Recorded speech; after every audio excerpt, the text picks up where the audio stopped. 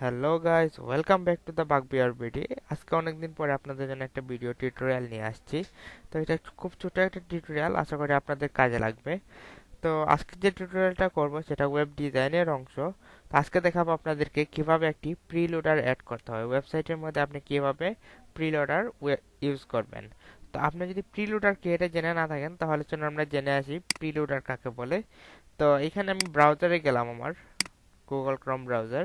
এখানে আমি একটা ওয়েবসাইট ভিজিট করি, আমার যে ওয়েবসাইটটা আছে। তো এইটাতে যাওয়ার পরে আপনারা এখানে দেখবেন যে যখন এই পেজটা লোড হবে, এই যে দেখুন এখানে কি হচ্ছে, একটা লোডিং অ্যানিমেশন দেখাচ্ছে। তার মানে কি ওয়েবসাইটটা লোড হচ্ছে। ওয়েবসাইটটা লোড হয়ে যাওয়ার পরে আমি ওয়েবসাইটে প্রবেশ করতে পারতেছি। তো এই যে লোডিং অপশনটা, এটাতে আমরা যখন আবার ভিজিট করব, যতক্ষণ পর্যন্ত না এই ফাইলগুলো লোড হবে তখন আপনার ওয়েবসাইটে এই অ্যানিমেশনটা শো করবে। এইটাই হলো প্রিলোডার। তো আজকে আমরা দেখব কিভাবে আপনি এই প্রিলোডার আপনার ওয়েবসাইটে বা ওয়েব ডিজাইনের মধ্যে অ্যাড করতে পারেন। তো প্রিলোডার অ্যাড করার জন্য আপনাকে প্রথমে কি করতে হবে, প্রিলোডার ডাউনলোড করে নিতে হবে। তো প্রিলোডার ডাউনলোড করা একবারে ইজি। তো আপনি গুগলে এইভাবে সার্চ করবেন, loading animation GIF. Loading animation GIF লিখে সার্চ করবেন। সার্চ করার পরে এই যে ইমেজ ইমেজ অপশনে গেলে আপনি এখানে অনেক প্রিলোডার দেখতে পারবেন। অনেক সুন্দর সুন্দর প্রিলোডার আছে। তো এখান থেকে আপনি আপনার পছন্দ মতো যে কোনো একটা প্রিলোডার ডাউনলোড করে নেবেন। তো দেখা যাক, ধরেন আমি এই প্রিলোডারটা নিব। এই প্রিলোডারটা আমার ওয়েবসাইটে ইউজ করব। তো এখানে এই যে ডান ক্লিক করলাম, সেভ ইমেজ অ্যাজ। তো এটা আমি আমার ডেস্কটপে সেভ করে নিচ্ছি, ডেস্কটপ। তো এখানে একটা নাম দিয়ে সেভ করে ফেললাম। তো এই যে দেখুন প্রিলোডারটা ডাউনলোড হয়ে গেছে। তো এটা এখন আমি আমার ডিজাইনে ইউজ করব। তো এটা আমি কেটে দিচ্ছি। এখন আমার যে ডিজাইনটা আছে ওয়েবসাইটের, খুবই নর্মাল একটা ডিজাইন এখানে আছে। তো এটা যদি আমি ওপেন করি, তাহলে এখানে দেখবেন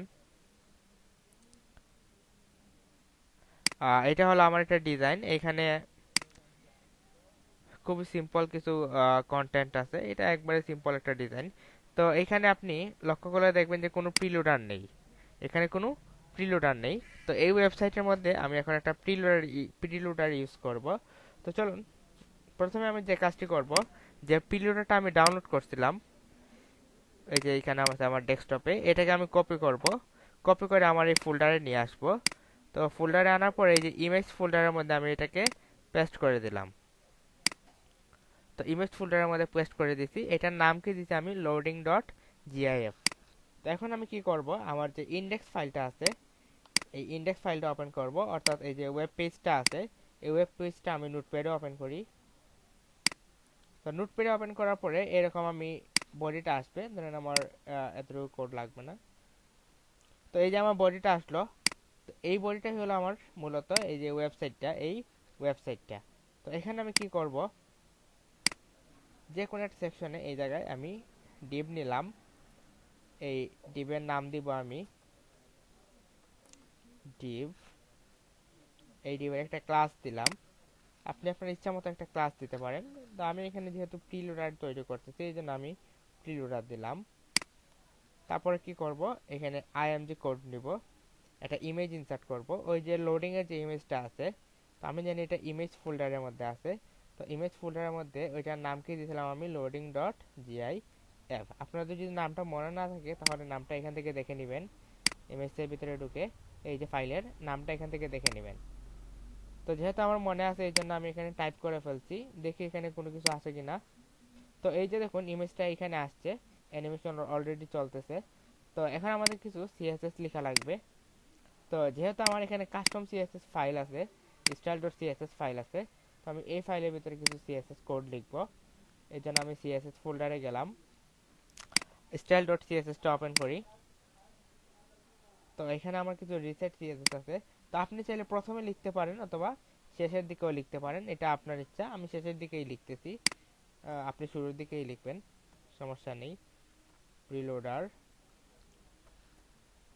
এখানে আমরা কি করলাম, ওই যে প্রিলোডার যে ক্লাসটা আছিল, এখানে যে ক্লাসটা আমরা তৈরি করছি, এই ক্লাসটাকে আমি সিএসএস ফাইলের মধ্যে কল করলাম। এখন আমরা কি করব, এই যে ইমেজটা আছে, এই ইমেজের এটার হাইট ওয়েটটা একটু বড় করে দেই।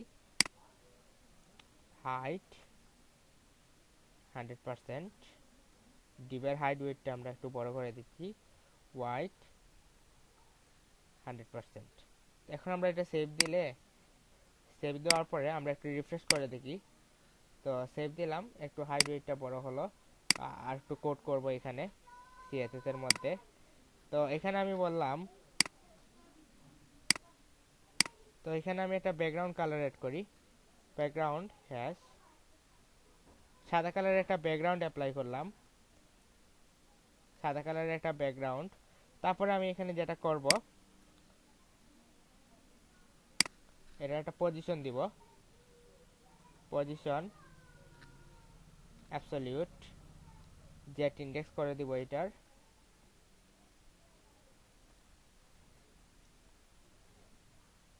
জেট ইন্ডেক্স দিয়ে দিলাম। আমার এই যে প্রিলোডার দেখতে পাচ্ছেন এখন সম্পূর্ণ ওয়েবসাইটটা জুড়ে। তারপরে কি করব, আপনি এই যে আইএমজি যে ট্যাগটা আছে আমার প্রিলোডারের ভিতরে, প্রিলোডার আইএমজি, আমি এটার হাইট ওয়েটটা একটু বড় করে দিই। মানে ডিজাইনটা আপনি আপনার মতো করে করে নেবেন। 100%, ওয়াইডও 100% দিয়ে দিলাম। তো আপনি আপনার মতো করে এটা ডিজাইন করে নেবেন। ধরেন আমি এতটুকু রাখলাম। তো এটা গেল আমার ডিজাইনের পার্ট। এখন আমি style.css টা ক্লোজ করে দেই। এখন আমি কি করব, এটার জন্য জাভাস্ক্রিপ্ট কোড লিখব। কারণ কি হবে, যখন আমার ওয়েবসাইটটা লোড হবে তখন এই প্রিলোডারটা দেখাবে, লোড হওয়ার সাথে সাথে প্রিলোডারটা চলে যাবে। তো এটা চলে যাবে কিসের মাধ্যমে, আমাদের যে কুইরির মাধ্যমে। যে কুইরির মাধ্যমে আপনারা দেখতে পাচ্ছেন এখানে আমার যে কুইরি ফাইলগুলো লিংক করা আছে। তো আমি এখানে যে কুইরি কোড লিখতে পারি, স্কিপ নামে ট্যাগ নিলাম। তো এখানে আমি বললাম, যখন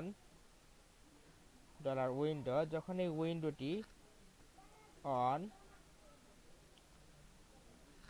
লোড, যখন এই উইন্ডোতে লোড মানে লোড হয়ে যাবে, তখন এটা ফাংশন কল হবে। যে ফাংশনের কাজ হবে, আমাদের যে প্রিলোডারটা আছে, ডট প্রিলোডার যে ডিপটা আছে, সে কি করবে, সেটাকে ফেড আউট করে দিবে, ফেড আউট। আর এখানে আমরা বলতে পারি স্লো, স্পিডটা সেট করে দিতে পারি স্লো। তো এখন আমরা দেখি এটা উইন্ডোটা লোড হওয়ার সাথে সাথে কি হয় দেখি।